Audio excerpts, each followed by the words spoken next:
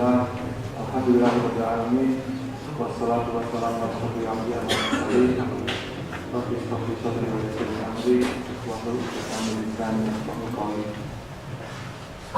Al-ayatul Qur'an Karim, a'udzu billahi minasyaitonir rajim. Bismillahirrahmanirrahim. Alif lam mim, dzalikal kitabu la raiba fihi, hudan lil muttaqin. Alladzina yu'minuna bil ghaibi wa yuqimuna shalah wa mimma razaqnahum yunfiqun. Saudara-saudaraku, sidang sholat zuhur yang saya hormati dan saya cintai, alhamdulillah kita panjatkan kepada Allah Subhanahu wa taala karena dengan rahmat dan irodatnya hari ini kita bisa berkumpul dalam majelis yang insya Allah dirahmati oleh Allah.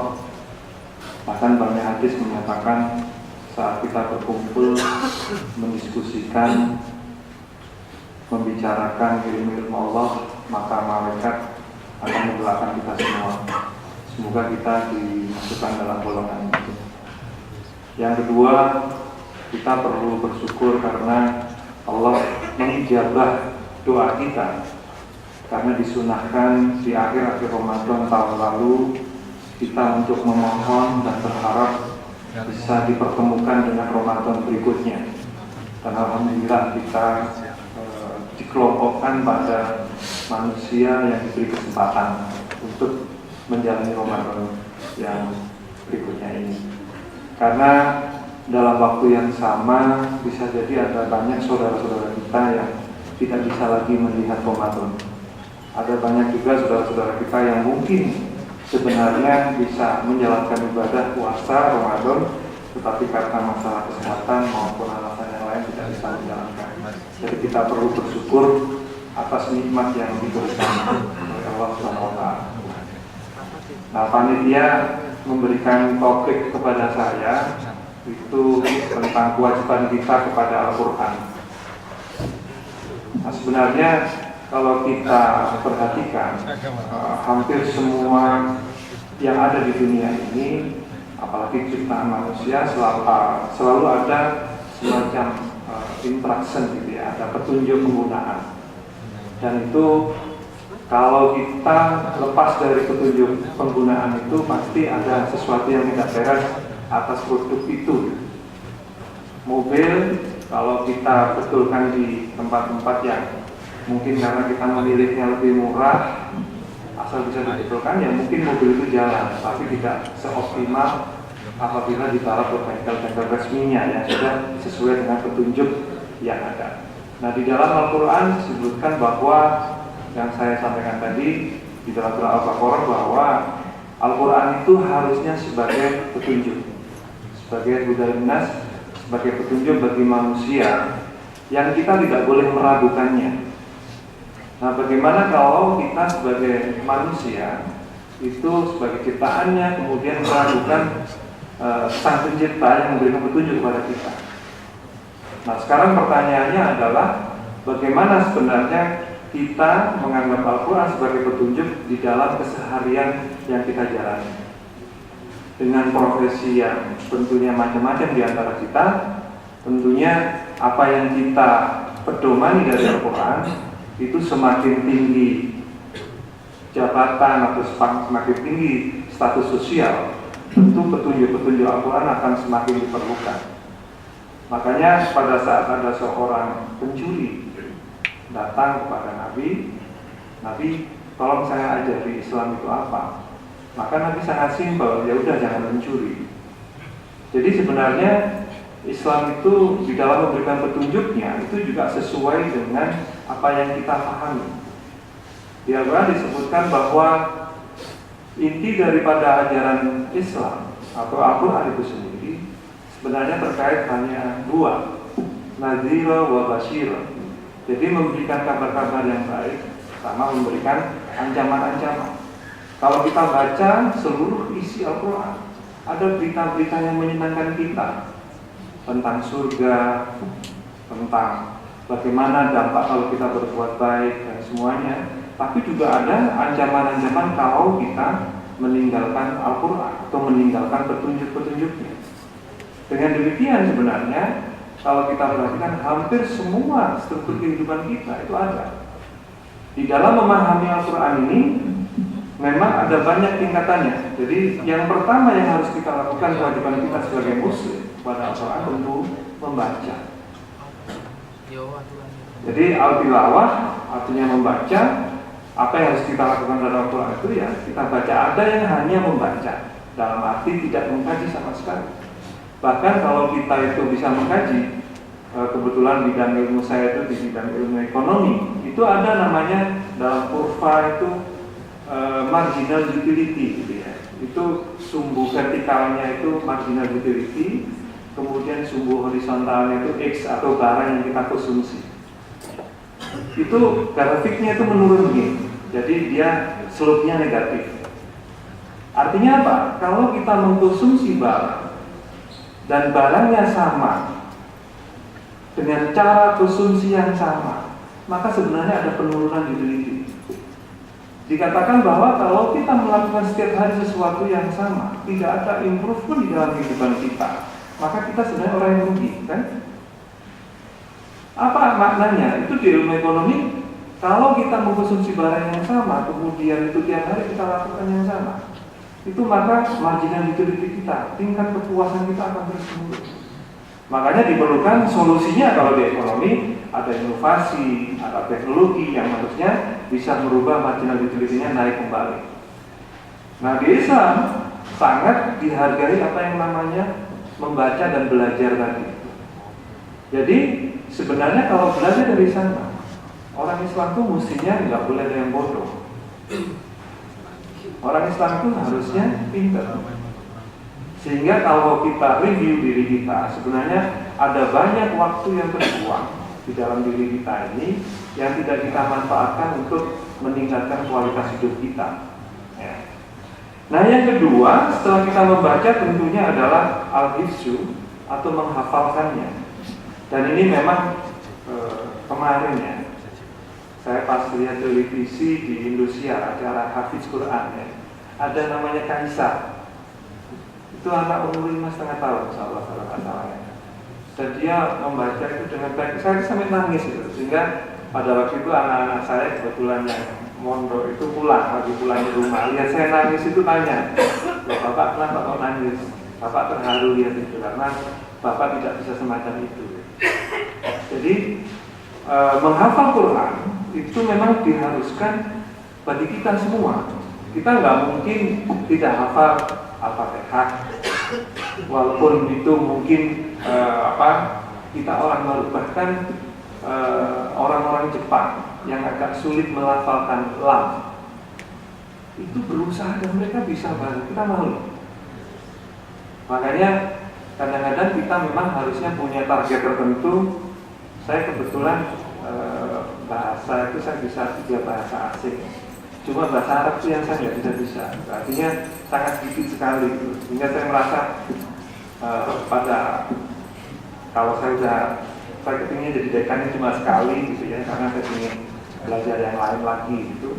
Yang itu harapan saya sebenarnya ada satu, ingin saya itu belajar bahasa Arab yang benar gitu. Sementara ini masih belajar yang otodidak, yang tidak benar, yang Ustadz Syihab mestinya lebih bagus.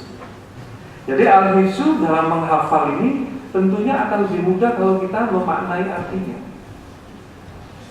Nah yang berikutnya adalah al-fahmi, memahami. Dan ini saya pikir untuk memahami Al-Quran kita perlu belajar juga ilmu-ilmu dunia yang lain. Tadi yang seperti saya katakan tentang marginal utility gitu ya. Tentang bagaimana misalkan Islam itu sangat melarang orang itu boros. Boros itu nggak boleh berlebih-lebihan. Tapi juga tidak boleh orang itu medit. Kenapa Allah itu berpaling saat ada umatnya yang mungkin amalnya banyak tapi dia medit? Karena di dalam salah satu ayat lanjutan tadi itu, alladzina yu'minuna bil ghaib wa yuqimuna shalah wa mimma razaqnahum yunfiqun. Jadi di situ memang diharapkan orang itu, ciri-ciri orang yang bertakwa itu ya tidak medit. Jadi mengeluarkan sebagian zakatnya, dan itu persentase, bukan nominal. Zakatnya itu sekian, zakatnya itu persentase. Apa artinya? Sebenarnya kaya dan miskin, mahal murah, menurut terminologi ekonomi itu relatif. Saya punya pengalaman karena dulu sebelum jadi dekan itu saya banyak jadi konsultan gitu ya. Ramadan itu Pasir Tama, Lapindo ya. Saya naik mobil, di saku saya kebetulan ada uang itu 100 ribuan tok. Habis itu ada suara azan tahun 2008 kalau nggak salah ya. Suara azan, ini saya ingin beli minum. Orang yang mau saya beli itu, akuannya itu nggak mau ngasih. Oh, nggak ada kembaliannya Pak, karena cuma 1.000 aja akuan. Dari situ uang 100 ribu itu nggak ada gunanya. Terus saya nazar, kalau saya dikasih Allah kesempatan bertemu Ramadan berikutnya, tahun berikutnya saya harus menjalankan full tanpa kegiatan. Akhirnya tahun 2009 saya ngambil postdoc di Jerman 2 bulan. Selama Ramadan saya di Jerman terus sampai Lebaran saya di sana. Itu karena nazar saya saat itu, dan saya baru menyadari bahwa semua yang di dunia itu relatif. Dan Allah mengajarkan kita untuk membayar pajak itu tidak dalam bentuk nominal rate tapi percentage, dari persentase, dan itu lebih fair. Makanya harusnya pajak-pajak kita itu pajak progresif harus. Selain persentase juga ada progresif yang kita bayarkan. Dan kalau kita lihat lagi yang disebut dengan harta kita, itu sebenarnya bukan harta yang kita simpan. Harta kita itu adalah harta yang kita infakkan, harta yang kita makan, harta yang kita pakai. Itulah definisi harta. Jadi sebenarnya kalau ada orang yang depositonya mungkin banyak, asetnya itu banyak, kemudian baju-bajunya ngirit, nyari diskonan, kemudian semuanya lah yang dimakan. Jadi sebenarnya itu hartanya dia.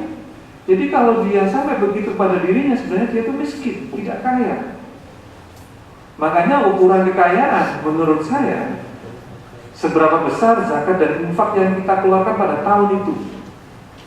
Saya kemarin melihat di ekonomi 2013, pembayar pajak terbesar di ekonomi itu siapa? Bukan dekan, kan? Jadi ada teman-teman saya yang menerima gaji itu hampir 400 juta. Itu di luar gaji bulanan, itu honor dan mulai dinding uji dan macam-macam. Kata teman-teman, wah pantes saya. Jadi, dan itu disepakati cukup tinggi. Ada beberapa yang hanya di bawah 50 juta. Ya.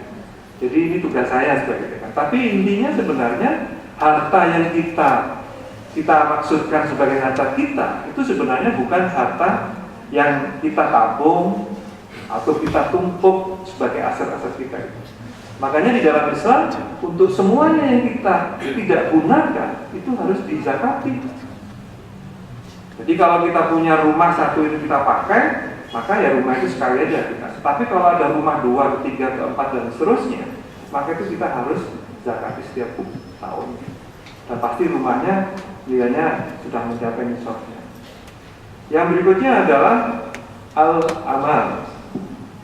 Jadi setelah kita ini memahami makna-makna dari Al-Quran itu, ya kita harus amalkan. Dan ini yang cukup berat. Ini guyonan saya dengan Pak Sia sering sekali. Kadang-kadang kita ini ilmunya banyak. Ini kaitannya bahwa laki-laki boleh menikah 4 itu Pak. Itu kan secara finansial mungkin dekan-dekan itu cukup.